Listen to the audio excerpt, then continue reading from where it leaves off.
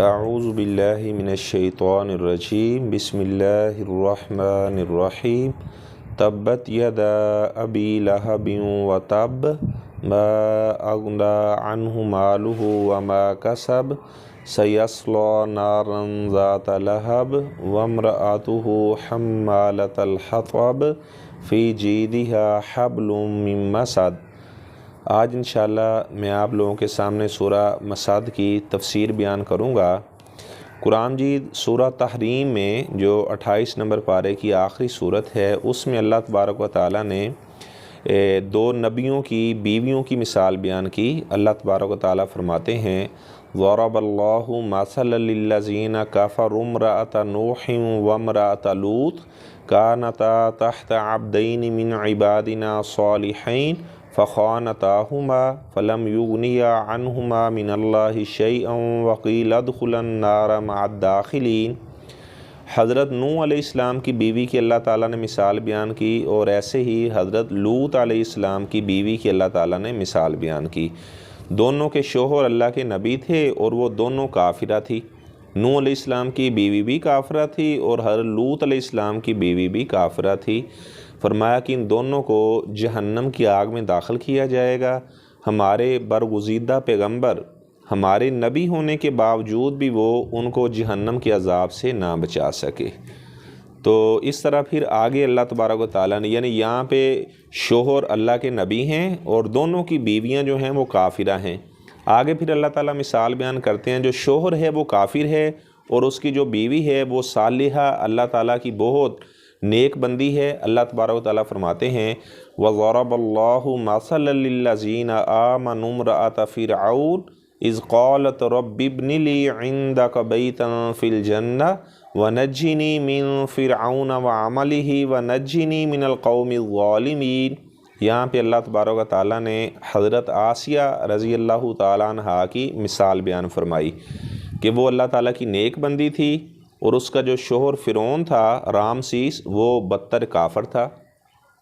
اور اس کے بعد اللہ تبارک و تعالیٰ نے حضرت مریم علیہ السلام کی مثال بیان کی وَمَرْيَمَ ابْنَتَ عِمْرَانَ الَّتِي أَحْصَنَتْ فَرْجَهَا فَنَفَخْنَا فِيهِ مِنْ رُوحِنَا وَصَدَّقَتْ بِكَلِمَاتِ رَبِّهَا وَكُتُبِهِ وَكَانَتْ مِنَ الْقَانِتِينَ۔ مریم علیہ السلام بھی نیک تھی اور ان کے جو بہنوئی جنہوں نے حضرت مریم علیہ السلام کی کفالت کی، وَكَفَّلَهَا زَكَرِيَّا، حضرت زکریا علیہ السلام نے حضرت مریم علیہ السلام کی کفالت کی۔ حضرت زکریا علیہ السلام وہ اللہ کے نبی تھے، بہت نیک تھے، اور جس کی انہوں نے کفالت کی وہ بھی بہت زیادہ نیک تھی۔ اور سورہ مسد کے اندر اب ایک صورت باقی تھی کہ شوہر بھی کافر اور اس کی بیوی بھی کافر۔ یہ اللہ تبارک و تعالیٰ نے ابو لہب کی اور اس کی بیوی ام جمیل کی اللہ تعالیٰ نے سورہ مسد کے اندر مثال بیان کی۔ ابو لہب اس کا نام عبدالعزیٰ تھا۔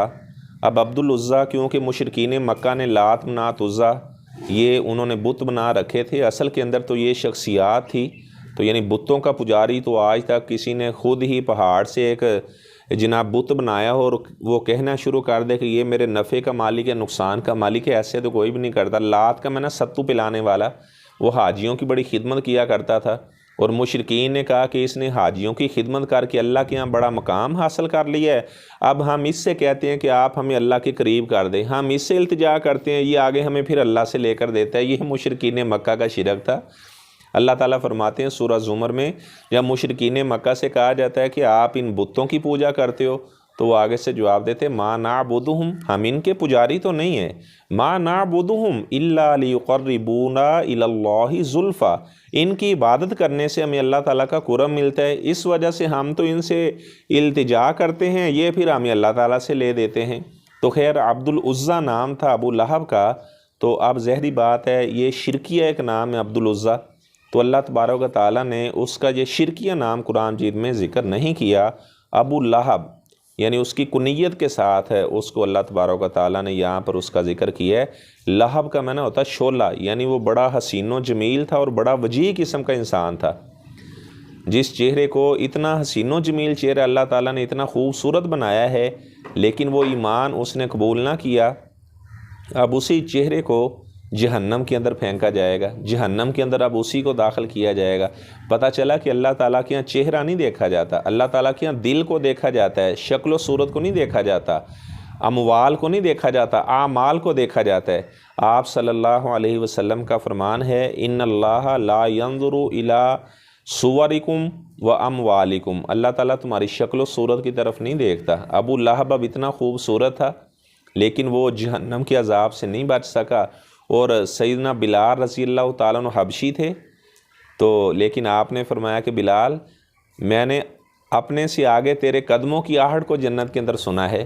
تو یہ رنگ کو، ذات پات کو، اس طرح کی چیزیں اللہ تعالیٰ کی یہاں نہیں دیکھی جاتی۔ بعض لوگ کہتے ہیں فلاں کا قد ایسے ہے، فلاں کا رنگ کالا ہے، اللہ تبارک و تعالیٰ کے ہاں دل کو دیکھا جاتا ہے۔ ان اکرمکم عند اللہ اتقاکم، اللہ تعالیٰ کے ہاں زیادہ عزت والا وہ ہے جو اللہ تعالیٰ سے ڈر کر زندگی بسر کرنے والا ہے۔ تو حسب نسب نہیں کام آنے والا۔ یہ ابو لہب آپ صلی اللہ علیہ وسلم کا سگا چچا تھا، لیکن اب چچا کے بارے میں امید ہوتی ہے کہ چچا اپنے بھتیجے کا ساتھ دے گا، کیونکہ بھتیجا بیٹے کی مانند ہوتا ہے اور جو چچا ہوتا ہے وہ باپ کی مانند ہوتا ہے۔ ان عم الرجل سن و ابی، جو چچا ہے یہ باپ کی مانند، اور جو خالہ ہے وہ ماں کی طرح ہوتی ہے۔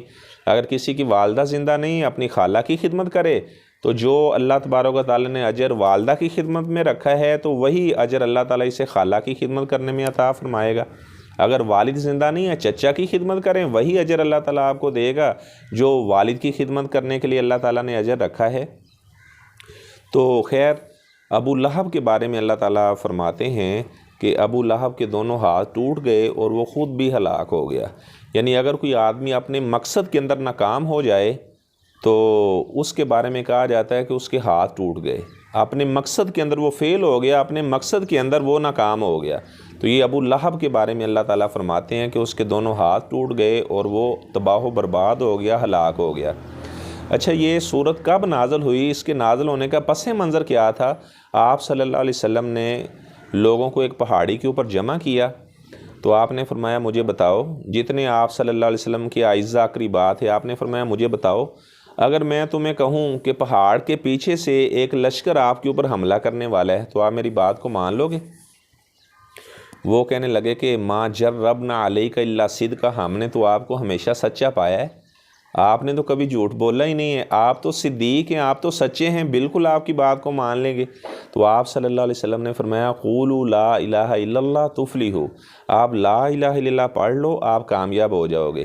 اللہ کے علاوہ نہ کوئی نفع کا مالک ہے، اللہ کے علاوہ نہ کوئی نقصان کا مالک ہے، نہ کوئی زندگی کا مالک ہے، نہ کوئی موت کا مالک ہے، اللہ کے علاوہ نہ کوئی اولاد دے سکتا ہے، اللہ تعالیٰ کے علاوہ نہ کوئی مشکل کو ٹال سکتا ہے، اللہ تعالیٰ کے علاوہ نہ کوئی آپ کے رزق میں اضافہ کر سکتا ہے۔ تو جب آپ صلی اللہ علیہ وسلم نے یہ بات کہی تو آپ کا چچا ابو لہب عبد العزیٰ یہ کہنے لگا الہٰذا جماعتنا، کیا اس وجہ سے آپ نے ہمیں یہاں پہ اکٹھا کیا تھا؟ تبا لک سائر الیوم، آپ ہلاک ہو جائیں۔ تو اللہ تبارک و تعالیٰ نے پھر یہ سورہ مسد نازل فرمائی، تبت یدا ابی لہب و تب، یہ یدا اصل میں یدا نہیں تھا، نون یہاں سے حذف ہے، گرا ہوا ہے۔ تو اللہ تعالیٰ فرماتے ہیں کہ ابو لہب کے دونوں ہاتھ ٹوٹ گئے اور وہ خود تباہ و برباد ہو گیا، ہلاک ہو گیا۔ اچھا، آپ کو میں بتاتا ہوں کہ قرآن مجید کی صداقت کے اوپر یہ والی جو سورہ ہے یہ دلیل ہے کہ قرآن مجید اللہ تعالیٰ کی سچی کتاب ہے۔ اب ظاہری بات ہے کہ جب یہ سورت نازل ہوئی تو اس کے بعد ابو لہب وہ زندہ رہے کافی دیر، تو ابو لہب وہ جھوٹ بول دیتا، کہہ دیتا کہ میں مسلمان ہو گیا ہوں۔ تو کیونکہ کافروں کے لیے جھوٹ بولنا یہ کوئی بڑی بات نہیں، وہ کہتا جی میں مسلمان ہو گیا ہوں، تو قرآن مجید میں میرے بارے میں تو ایسے ایسے کہا جا رہا ہے، تو میں نے تو کلمہ پڑھ لیا ہے، تو وہ قرآن کی تکذیب کر دیتا۔ لیکن اس نے ایسا نہیں کیا، وہ اللہ تبارک و تعالیٰ نے یعنی اسے توفیق ہی عطا نہیں کی کہ وہ جناب اس طرح کی بات کہہ دیتا۔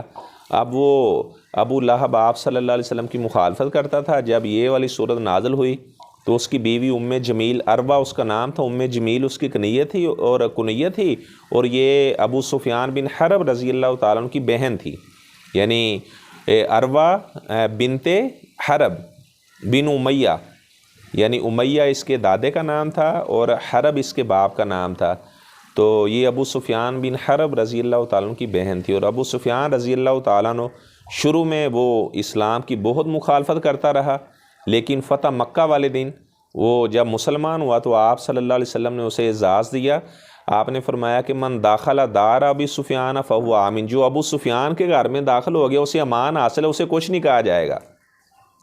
تو یہ اس کے بعد پھر اللہ تبارک و تعالیٰ نے اس گھرانے سے بہت زیادہ دین کا کام لیا.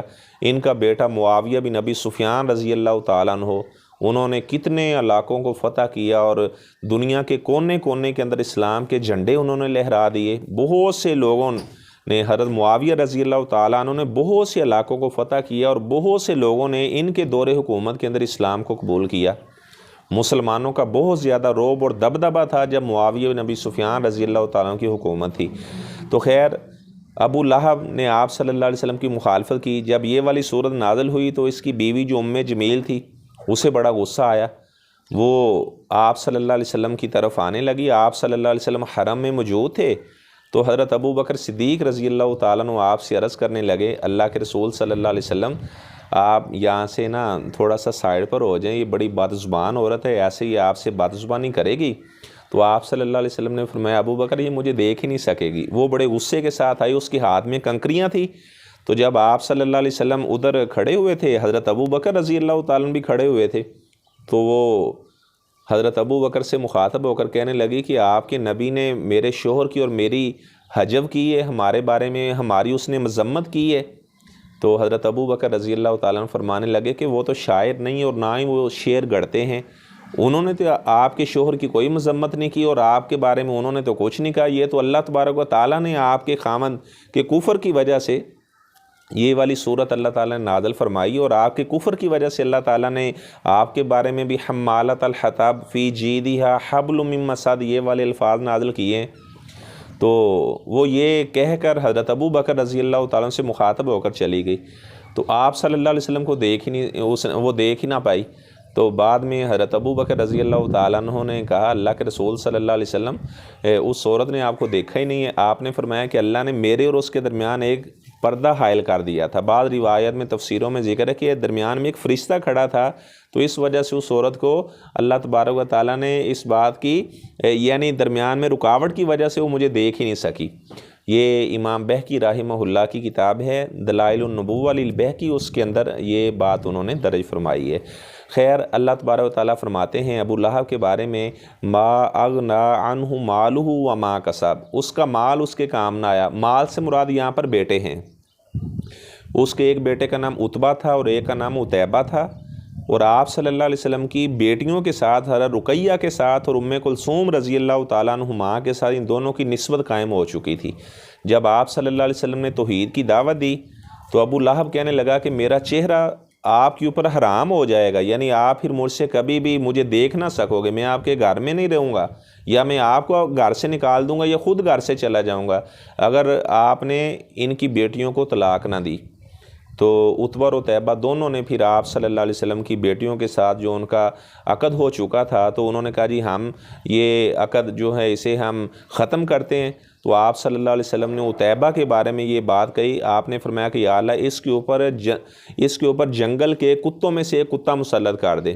تو ایک لمبا واقعہ ہے. پھر جب وہ شام کے علاقے میں جا رہا تھا تو ایک شیر نے اس کے اوپر حملہ کیا اور اس طرح وہ جو عتیبہ تھا جہنم واصل ہوا.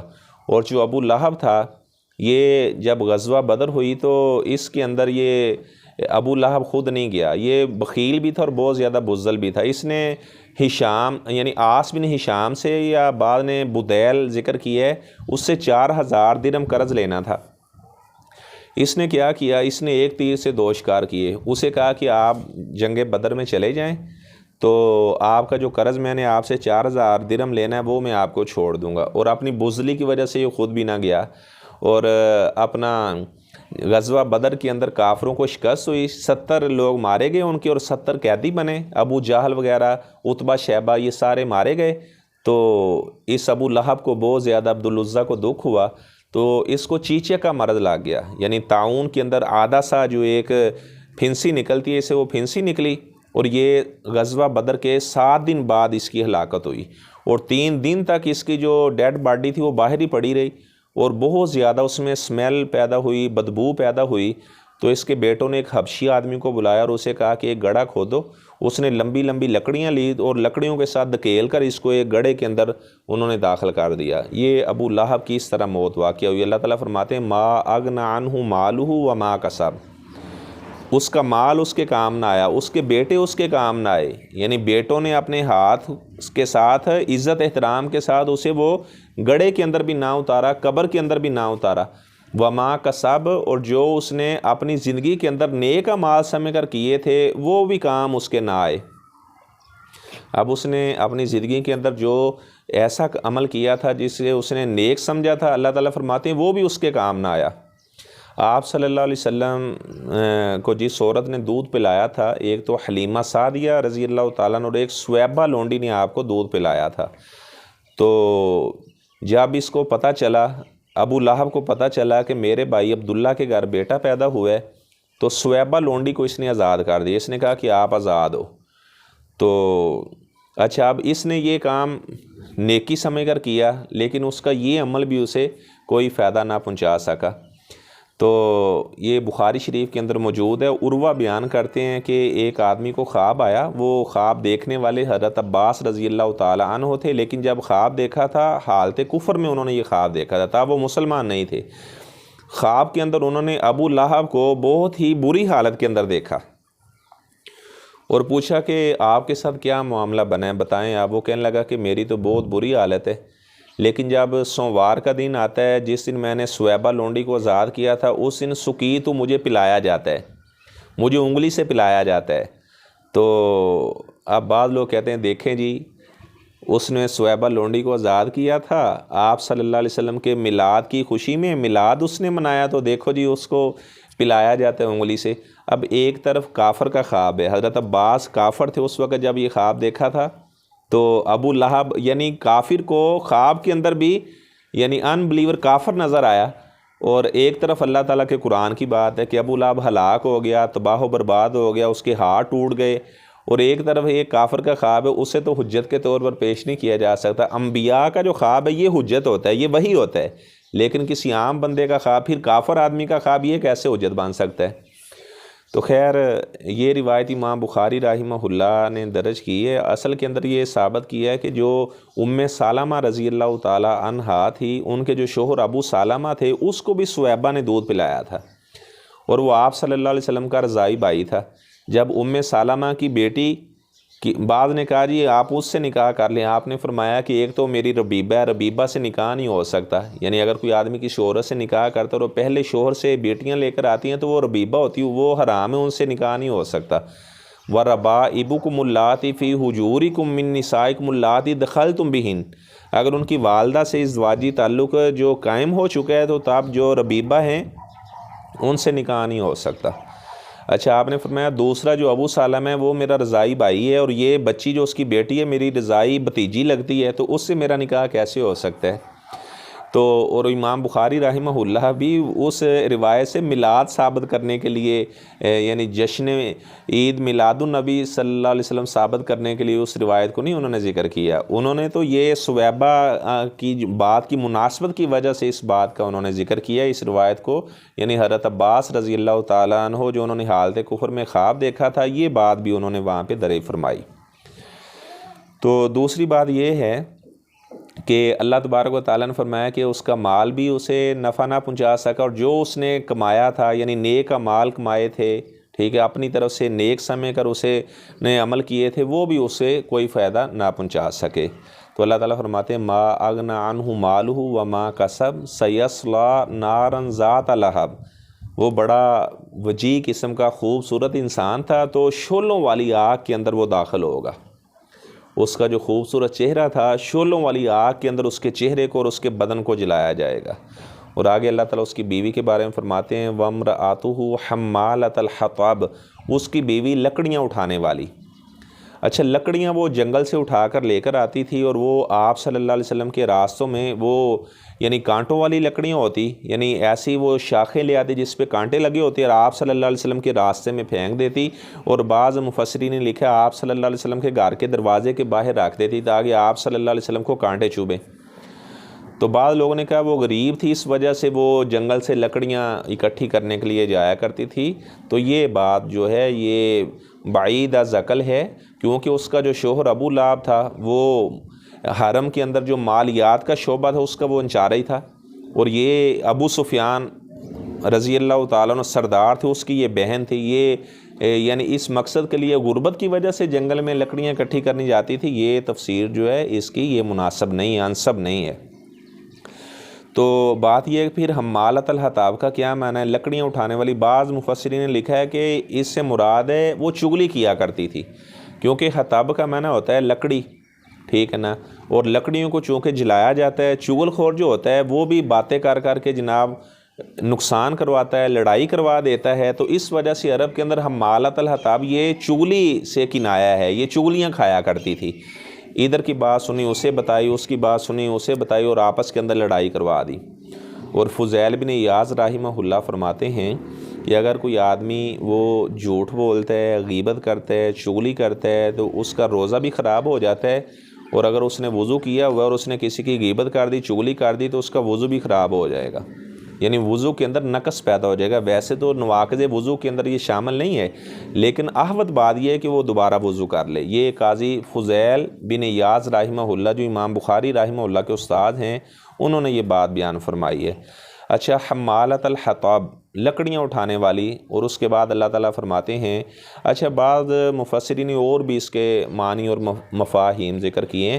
اس کے بعد اللہ تعالیٰ فرماتے ہیں فی جیدہا حبل من مسد، اس کے گردن کے اندر ایک کھجور کی بٹی ہوئی یعنی چھال کی رسی ہوگی جہنم کی آگ کے اندر۔ بعض لوگوں نے کہا کہ وہ سونے کا ہار پہنا کرتی تھی، تو یہ بعض نے کہا جب وہ جنگل سے لکڑیاں اکٹھا کر کے لاتی تو ایک گٹھڑا سا بنا لیتی، تو وہی لکڑی اس کے گلے کا پھندا بن گئی اور اس کی ہلاکت ہوئی۔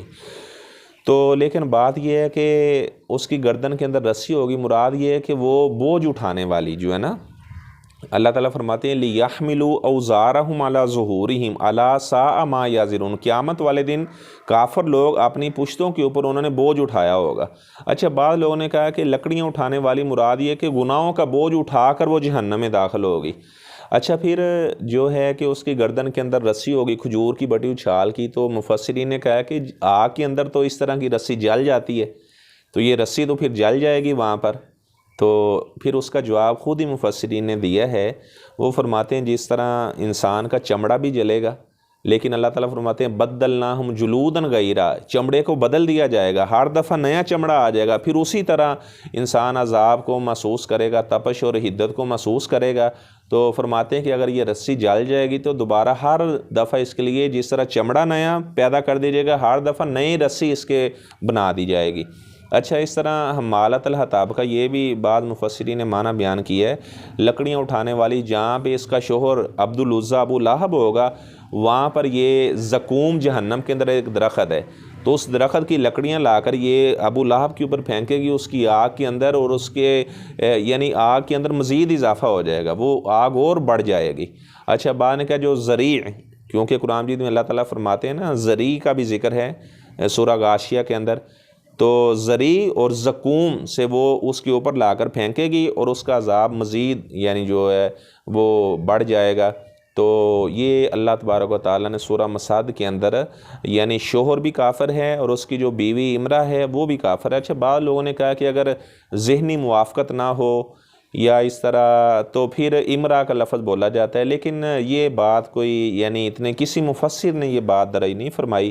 وہ کہتے ہیں اگر شوہر اور بیوی کی ذہنی موافقت ہے، بعض لوگوں نے کہا تو پھر زوجہ کا لفظ آتا ہے، لیکن اگر ذہنی موافقت نہ ہو یا ایک مسلمان ہو ایک کافر ہو تو پھر امرا کا لفظ آتا ہے۔